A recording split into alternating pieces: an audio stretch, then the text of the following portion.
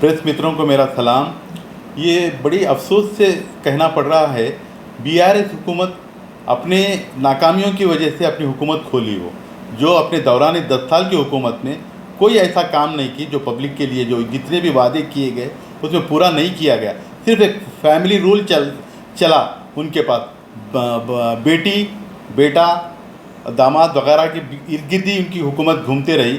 और जितने भी गैर मामूली स्कैम्स है, बड़े बड़े स्कैम्स जिसको कहा जाता है, कालेश्वरम है, और देखिए आप उसके अंदर एम्प्लॉयमेंट स्कीम्स है, और जितने भी स्कैम्स है, बड़े बड़े स्कैम्स है जो केसीआर की हुकूमत में जो जो कहा गया था वो पूरा नहीं किए। इसकी वही एक वजह थी कि रेवंत रेड्डी इस बात को उजागर किए लोगों को कि भाई इन्होंने 10 साल की हुकूमत में कोई काम ऐसा नहीं हुआ, तो पब्लिक उसको समझकर बूझकर उसकी हुकूमत को हटाकर रेवंत रेड्डी को लाया गया।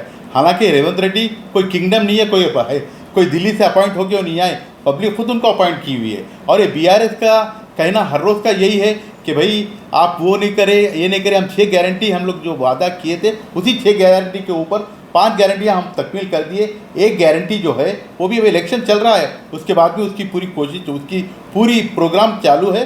वो कैसा भी हम वो चिट्ठा भी हम उसको अमल में ला लेंगे। और हमारे रेवंत रेड्डी साहब इस बात पे कारबंद है कि पब्लिक जो अपने किसानों को जो माफ़ करते बोल के बोले 2 लाख रुपया, और उन्होंने वादा किया कि 15 अगस्त से पहले पहले उनकी माफ़ी कर दिया जाएगा, उनके लोन जो भी है, ये उनको कह दिया। उसके बावजूद भी इन लोग को बेचैन है ये बीआरएस और केसीआर और जितने भी उनके फैमिली के लोग हैं, किस तरह से रेवंत रेड्डी को तकलीफ पहुंचाना, नुकसान पहुंचाना, उसको पावर से डिसलॉज करना, यही उनका 1 पॉइंट एजेंडा है, जो कि उन्होंने यात्रा निकालकर लोगों के दिलों में ये जहर बोझ रहा। और इसके अंदर बहुत बड़ा सिर्फ वो अपनी बेटी के डिफेंस की बात से उन्होंने लोगों में गलतफहमियाँ पैदा कर रहे हैं। और अपने बीजेपी हुकूमत से भी उन्होंने ऐसा पता चलता है कि भाई आपस में बात उनकी आपस में हो चुकी है, लिहाजा उन्होंने इस तरह से पेश आ रहे। खैर हम ज़्यादा फोकस नहीं करेंगे, और ये बेहतर होगा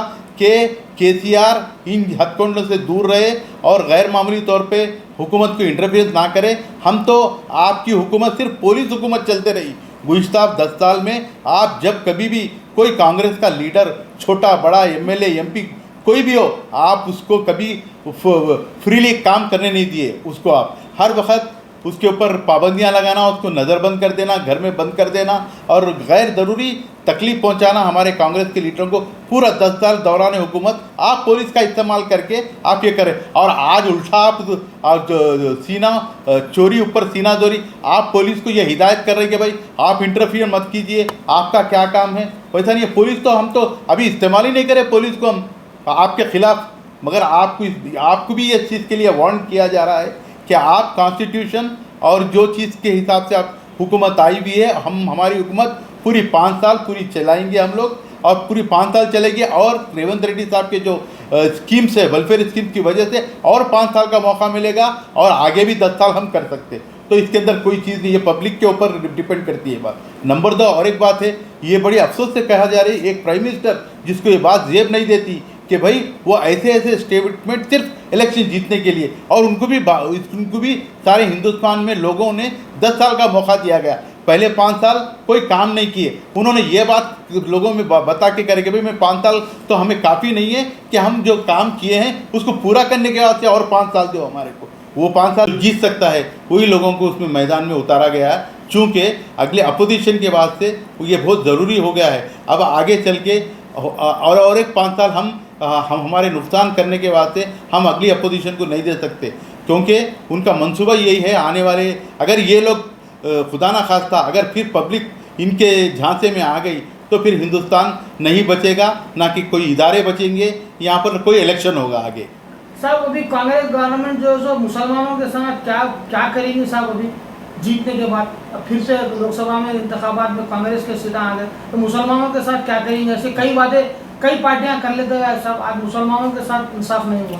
नहीं, ऐसा कुछ भी नहीं है। अभी तो बिल्कुल राहुल गांधी एक सेक्युलर माइंड हमारे लीडर हैं, और वो कभी भी अगर चाहते तो प्राइम मिनिस्टर बहुत पहले बन जा सकते थे। उनको 2 मौके मिल गए, मगर उन्होंने कभी भी प्राइम मिनिस्टर को नहीं किया। उनको सिर्फ यही चाहिए कि भाई लोगों में इक्वालिटी आए, नौजवान तबका उभरे और न कभी उनके पास कोई मजहबी जहन उनके पास नहीं है हिंदू मुस्लिम करके। जब हमारी अगर हुकूमत आएंगी सेंट्रल गवर्नमेंट में, सबको बराबर का मौका देगा और उन्हें कैस्ट का जो बोल रहे हैं हर स्टेट में कैस्ट को कराएंगे, उन्हें सर्वे कराएंगे और उसी मुताबिक उनको फ़ायदा दिया जाएगा। और ये बिल्कुल बेटर है और ये तो बात जगह बिहार में भी हुआ है और भी स्टेट वाले भी इसको फॉलो कर रहे हैं और हमारे पास भी होगा और मुसलमानों को ड्यू शेयर मिलेगा उनका अपना। सर आपका क्या कहना है, सिकंदराबाद की सीट को लेकर आवाम में बताया जा रहा है कि टफ माने जाते हैं, बीजेपी किशन रेड्डी का गढ़ है सिकंदराबाद, उन्होंने गुज़िश्ता उस सीट पे कामयाबी हासिल कर लेते रहे, अब कांग्रेस मुकाबला बीआरएस और किशन रेड्डी को शिकस्त देकर आगे जा पाएगी? बिल्कुल, सिकंदराबाद सिकंदराबाद कॉन्स्टिट्यूंसी एक ऐसी कॉन्स्टिट्यूंसी है जहाँ पर पढ़े लिखे ज़्यादा हाईली एजुकेटेड लोग हैं।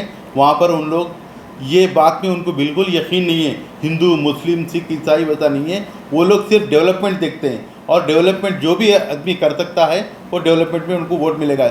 जैसे माजी में जो हमारे कैंडिडेट थे, जो भी कैंडिडेट जीते हुए कैंडिडेट है, वो सिकंदराबाद में लोग वहाँ के लोगों की शिकायत है कि वो कभी भी कोई पब्लिक का काम नहीं किए करके। तो डेफिनेटली हमारा जो कैंडिडेट था गुज़िश्ता 10 साल में भी, इनसे पहले भी 10 साल काम किए हैं और अगर अभी जो मौजूदा कैंडिडेट है, अभी जो जिनको भी दिया गया है सिकंदराबाद की सीट कांग्रेस की तरफ से, वो बिल्कुल पुराने एक्सपीरियंस तजुर्बेकार है नागेंद्र साहब। और अगर वो वाकई में अगर वो जीतेंगे तो बराबर पब्लिक का काम करेंगे वो। सर खुसूसी हैदराबाद और सिकंदराबाद की आवाम को क्या मैसेज देंगे कि आप कांग्रेस पार्टी को कहाँ तक, सिकंदराबाद की आवाम को क्या मैसेज देना चाहते हो आप कांग्रेस पार्टी की तरफ से? हम तो सिर्फ सिकंदराबाद हैदराबाद बल्कि तेलंगाना के लोगों से ये अपील करते हैं कि आप झूठे और मजहबी और वादों पे ना जाइए, सिर्फ डेवलपमेंट के ऊपर आप जाइए। और आप देखें माजी में 10 साल यहाँ की केसीआर हुकूमत क्या की और 10 साल मोदी की हुकूमत क्या की, और बिल्कुल आप इस चीज़ को आप ज़ेर गौर करते हुए और आपसे अदबन दोबारा अपील है कि आप सोच समझकर और वक्त से पहले जाकर अपना वोट इस्तेमाल कीजिए ताकि आपका वोट ज़ाया ना करे, कोई और दूसरा आके आपका वोट ना डाले। ये मेरी अपील है हमारे तेलंगाना और बल्कि बाय एंड लार्ज पूरे हिंदुस्तान के लोगों से ये अपील है कि वो अपने सूझबूझ का मुजाहरा करें और आने वाले अपना मुस्तकबिल बनाएं ताकि लोग तो आएंगे जाएंगे और पब्लिक तो रहेंगी।